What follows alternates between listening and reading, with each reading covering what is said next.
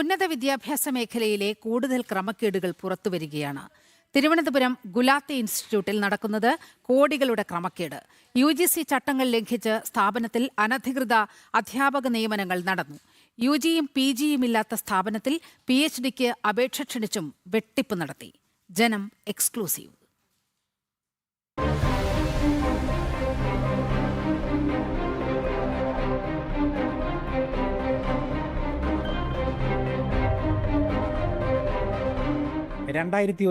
തിരുവനന്തപുരം ആസ്ഥാനമായി ആരംഭിച്ചതാണ് Gulati institute of finance and taxation.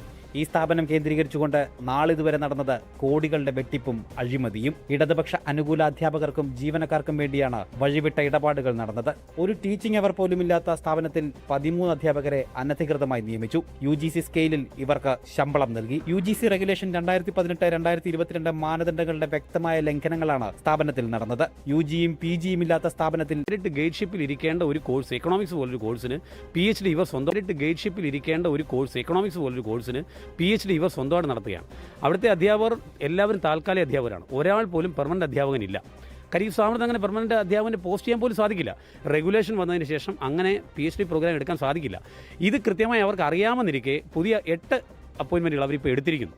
ഈ വിദ്യാർത്ഥികൾ വഞ്ചിക്കപ്പെട്ടു. അവിടെ പഠിക്കുന്ന മുഴുവൻ വിദ്യാർത്ഥികളും നിലവിൽ വഞ്ചിക്കപ്പെട്ടുകൊണ്ടിരിക്കുന്നു. ധനകാര്യമന്ത്രി കൂടിയായ മുഖ്യമന്ത്രിയാണ് സ്ഥാപനത്തിന്റെ ചെയർമാൻ. അഴിമതികൾ ചൂണ്ടിക്കാട്ടി മുഖ്യമന്ത്രിക്കും പരാതി നൽകിയിട്ടുണ്ട്. പരാതിയിൽ നടപടി വൈകുന്നുവെന്ന ആക്ഷേപവും ഉയരുന്നു. സ്ഥാപനത്തിലെ സാമ്പത്തിക ക്രമക്കേടുകൾ നേരത്തെ C&AG കണ്ടെത്തിയിരുന്നു. അതിലും ഒരു നടപടിയും ഉണ്ടായിട്ടില്ല. കേന്ദ്ര സർക്കാരും സംസ്ഥാന സർക്കാരും ഗിഫ്റ്റും സംയുക്തമായാണ് 2009 MOU ഒപ്പിട്ടത്. 2010 സൊസൈറ്റി ആക്ട് ഉപയോഗിച്ച് കേന്ദ്ര സർക്കാരിനെ ഒഴിവാക്കി സംസ്ഥാന സർക്കാരും ഗിഫ്റ്റും മാത്രമായി നടത്തിപ്പ്. 32 കോടിയുടെ കെട്ടിടമുണ്ടാക്കിയതിൽ 23 കോടി കേന്ദ്ര സർക്കാരിൻ്റെതായിരുന്നു. കുസാറ്റിനോട് അഫിലിയേറ്റഡ് ആണ് ഗിഫ്റ്റ് എന്നാണ് അധികൃതർ പറയുന്നത്. എന്നാൽ കുസാറ്റിന് അഫിലിയേറ്റഡ് സ്ഥാപനങ്ങളില്ല എന്നും ഉന്നത വിദ്യാഭ്യാസ സംരക്ഷണ സമിതി ചൂണ്ടിക്കാട്ടി. ഗോകുൽ രമേശ്, ജനം, പത്തനംതിട്ട.